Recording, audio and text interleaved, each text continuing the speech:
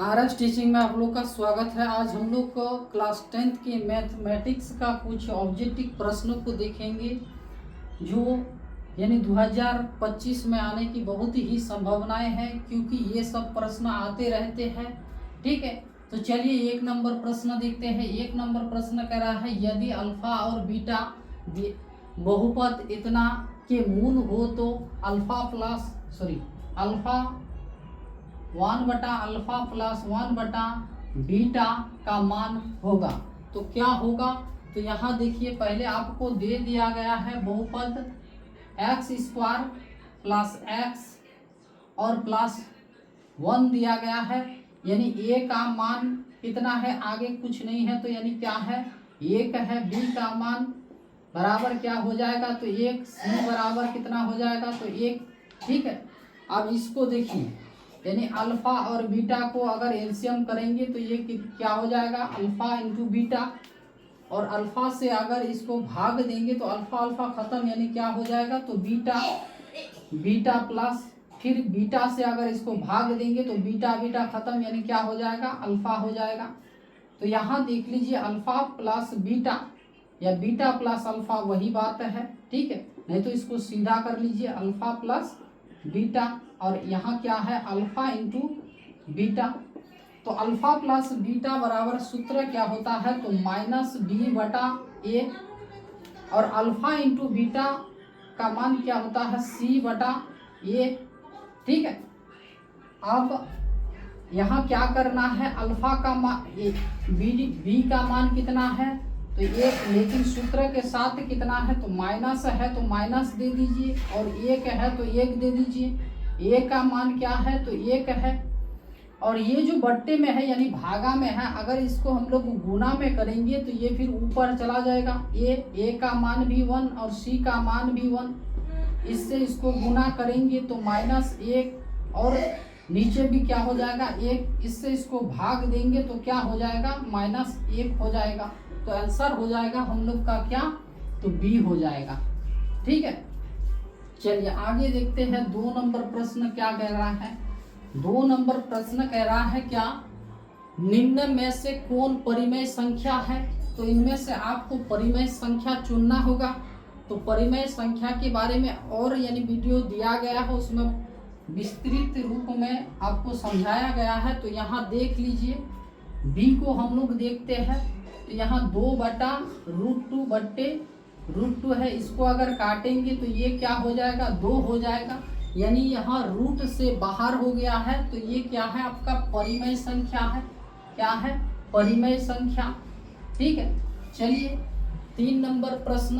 तो 3 नंबर जो पूछा गया है ये प्रश्न, और ये प्रश्न क्या होता है, सीधा डायरेक्ट यानी सूत्र के आधार पर पूछा गया है। कह रहा है, अर्धगोले के संपूर्ण सतह का क्षेत्रफल क्या होगा। तो आंसर हो जाएगा क्या, तो बी हो जाएगा, यानी 3πr² हो जाएगा। चलिए चौथा नंबर क्वेश्चन कह रहा है, परिधि दिया गया है, परिधि 44 मीटर दिया गया है, वृत्त की त्रिज्या ज्ञात कीजिए। तो वृत्त का परिधि बराबर क्या होता है, तो 2πr, और परिधि दिया गया है कितना, तो 44 दिया गया है। चलिए 2 और पाई का मान 22 कितना होता है, 7, और आर का मान दे दीजिए यहाँ आर, यहाँ 44। अगर इससे इसको गुना करेंगे तो कितना हो जाएगा, 44 कितना 7, और आर दिया गया है।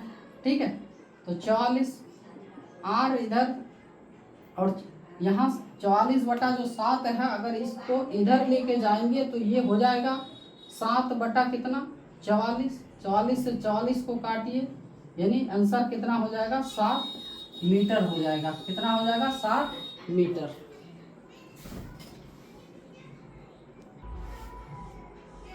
चलिए इसका तो 7 सेंटीमीटर यानी आ गया। अभी देखते हैं 5 नंबर क्वेश्चन।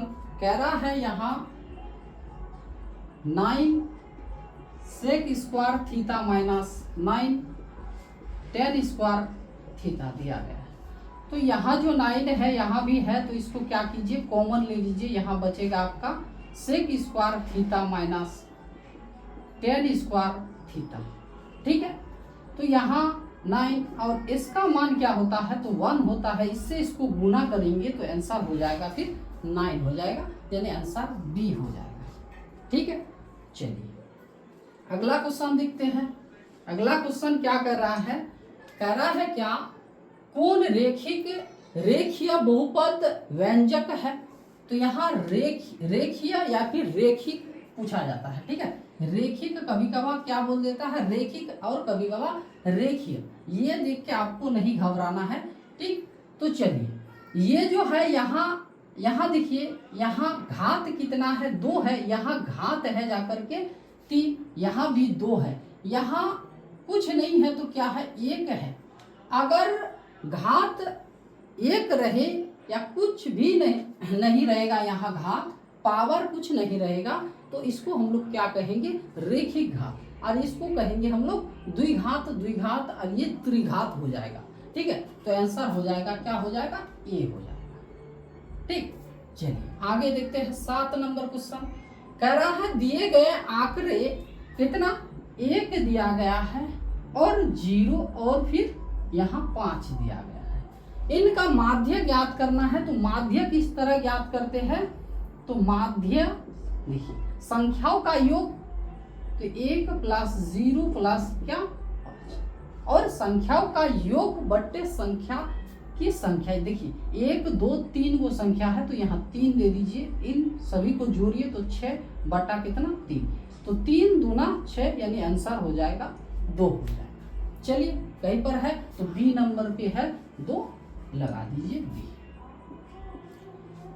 चलिए 8 नंबर क्वेश्चन कह रहा है द्विघात बहुपद क्या, तो x² - 3 ये शून्य को होगा, तो शून्य इसको इक्वल टू देखिए यहाँ शून्य दे देना है, तो x²। ठीक है, ये माइनस में है, इधर जाएगा तो ये फिर प्लस में हो जाएगा। x बराबर ये जो स्क्वायर है तो इधर जब जाएगा तो ये रूट में परिवर्तन हो जाएगा, और जब रूट में होता है तो एक यहाँ प्लस और माइनस दिया जाता है, यानी एक संख्या आपका पहले प्लस होगा और बाद में क्या हो जाएगा माइनस। तो √3 देखिए √3 प्लस और माइनस √3 ये दोनों। तो आंसर अगर है कहीं पर तो देखिए यहाँ देखिए ये प्लस में है और एक क्या है माइनस में है। यहाँ देखिए दोनों क्या है माइनस में है, ये भी नहीं होगा, आंसर हो जाएगा हम लोग का क्या तो बी हो जाएगा। ठीक है, चलिए आगे देखते हैं क्वेश्चन क्या कह रहा है। कह रहा है यदि √2 cos देखिए √2 cos थीटा बराबर 1 दिया गया है। ठीक है, तो यहाँ cos थीटा बराबर 1 बटा √2, ये जो है 1 बटा √2 यानी कितना, यानी cos कितना डिग्री का मान होता है, तो ये होता है जाकर के 45 डिग्री का मान होता है। ठीक है, चलिए 10 नंबर क्वेश्चन यानी लास्ट क्वेश्चन क्या कह रहा है 17 बटा कितना है 17 बटा है जाकर के 24 दिया गया है। ठीक है, तो एक हम लोग सूत्र क्या जानते हैं P बटा यानी 2 पर पावर m और गुना 2 5 पर पावर n, यानी ये जो 2 और 5 देख रहे हैं इसमें अगर कुछ भी संख्या रहे, चाहे पावर में 2 रहे या 3 रहे, 5 पर अगर पावर 2 रहे या 3 रहे नीचे की संख्या, और जो ऊपर में है वो तो होगा ही।